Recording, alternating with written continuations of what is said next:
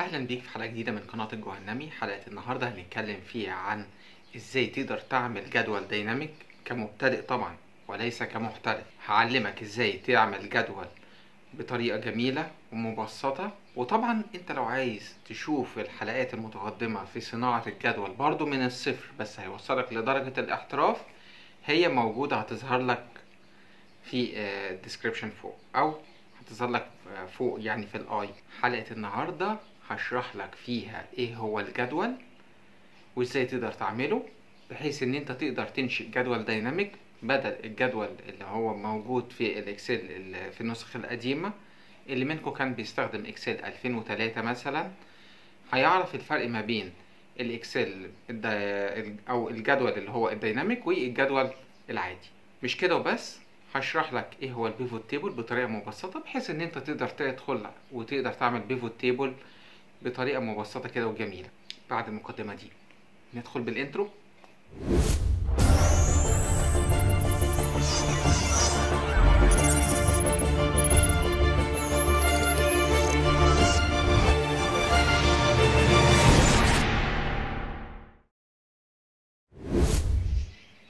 حلقة النهاردة زي ما شرحنا في المقدمة، خلينا نستكمل مع بعض شروحات الإكسل، وخلينا نقول قائمة insert. ايه اللي موجود في قائمة insert؟ هتلاحظ ان في مجموعة اسمها tables. مجموعة tables دي من المجموعات الجميلة. الناس اللي اشتغلت اكسل الفترة مثلا 2007 و2003 كانوا بيشتغلوا التيبل او بيشتغلوا الجداول بطريقة مانيوال او بطريقة نقدر نقول ان هي مش كرييتيف او مش طريقة ان هي عملية. الاكسل بدأ ان هو يدخل حاجة اسمها تيبل او دايناميك تيبلز. طبعا احنا مش هنخوض في القصة دي بشكل موسع لسبب ان اللي عايز ان هو يشوف اللي هي حلقة التيبلز وانشاء الجداول بطريقة احترافية والبيفوت تيبل والحاجات دي كلها يقدر يرجع للحلقة المتقدمة. لو احنا الحلقة دي هنتكلم بطريقة مبسطة في سلسلة ما يطلبه المبتدئون، تمام؟ فاحنا هنشرحها بطريقة بدائية، واول لما تحس نفسك ان انت خلاص انت فهمت الموضوع بشكل كويس تقدر ترجع للحلقة، هتلاقيها موجودة في سلسلة الحلقات بتاعتي بالنسبة للمتقدمين. طبعا انت شايف الجدول الجميل بتاعنا ده، انت كل اللي انت هتعمله ان انت هتقوم عامل ايه من قائمة انسيرت، هتقوم دايس على تيبل. سواء ان انت حضرتك علمت عليه او حضرتك ان انت ضغطت على خلية وعملت تيبل، هتلاحظ ان هو عمل لك علامة عليه. بس لو انا دوست اوكي هتلاحظ ان هو هيعمل لك فورماتنج، بس هتلاحظ ان الفورماتنج ده دخل في الفورماتنج اللي هو بتاع التيبل. فعلشان الاتنين ما يدخلوش في بعض هتقوم انت جاي هنا وتقوم داخل على قائمة هوم وهتعلم على الجدول بتاعك وتيجي هنا وتقوم دايس نو فيل، تمام؟ وتيجي هنا وتقوم دايس اوتوماتيك فقط لا غير. هتلاحظ ان هو هنا عمل لك ايه؟ رجع لك اللي هو الديفولت بتاعه. وبرضو من ضمن الحاجات اللي حضرتك المفروض تعملها هتقوم انت عامل هنا نو بوردر. فكده رجع التنسيق بتاع الجدول بتاعك للديفولت. يعني اهو كده احنا رجعنا كل حاجة للديفولت. كل اللي حضرتك هتعمله هترجع لقائمة insert، تعلم داخل الجدول وتقوم دايس تيبل insert تيبل. هتلاحظ ان هنا علم لك على الجدول بتاعك وقال لك my table has headers. لو التيبل بتاع حضرتك ليه هيدر او ليه راس زي ما انت شايف كده، اسم مثلا العميل، اسم المندوب، المبيعات، نسبة المبيعات، هتعلم عليها. لو هو ملوش مش هتعلم عليها. حضرتك هتقوم دايس اوكي، هتلاحظ ان هو قام ايه على طول قام مدخلك فيها، وتقدر من خلالها ان انت ايه زي ما انت شايف كده. هتلاحظ ان هو فتح لك حاجة اسمها تيبل ديزاين، تقدر منها تقوم نازل كده وتختار التيبل اللي حضرتك عايزه، تمام؟ واحنا طبعا شرحنا في تنسيقات التيبلز اللي هي الجزء ده، تقدر طبعا ترجع للحلقة اللي فاتت. وهتلاحظ حاجات جميلة بقى فتحها لك في التيبلز. حاجة اسمها فلتر بوتن، شايف اللي هو البوتن ده تقدر تلغيه. وطبعا فيرست كولم اللي هو العمود الاول زي ما انت شايف كده بيحدده لك. لاست كولم العمود الاخير. هيدر رو تمام، تقدر تخفيه، تقدر تظهره زي ما حضرتك شايف كده. باندد رو، بص ان هو يعملها لك زي باند، او ان هو يعملها لك بالطريقة اللي انت شفتها دي. وباندد كولمز، يعني ممكن انت تقوم شايل باندد رو وتعملها باندد كولمز تمام بالطريقة اللي انت عايزها. تقدر من خلالها طبعا تعمل توتال بتاعك مثلا. تقدر ان انت تعمل حاجات كتير قوي من خلال الجزئية اللي هي الخاصة بتيبل ديزاين. وطبعا انت اول لما بتغير اي حاجة وعايز تعمل ريفرش من هنا، لو انت غيرت حاجة وما سمعتش، وطبعا بالنسبة للأجزاء دي تقدر ترجع للحلقة وتقدر تسمي التيبل من هنا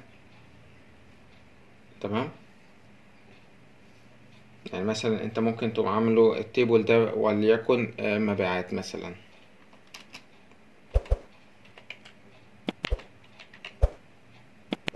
تقوم ضغط على انتر، هتلاحظ ان هو معلم لك تيبل هنا ايه مبيعات. لو حضرتك ضغطت على الانسيرت مثلا وجيت هنا قمت عامل بيفوت تيبل. طبعا اللي عايز شرح اكتر على البيفوت تيبل يرجع للحلقة الخاصة بيها تمام. وفروم تيبل رينج اهي، او external data دي اللي هي لو داتا بره الاكسل دي. from table range اللي هي التيبل ده هتلاقيه علم عليها، هيقول لك في نيو ورك بوك ولا في نفس الورك بوك. يعني هيعملها لك في ورك بوك تانية ولا في نفس الورك بوك. لو ضغطت على نيو ورك بوك هتلاحظ ان هو هيفتحها لك في شيت جديد.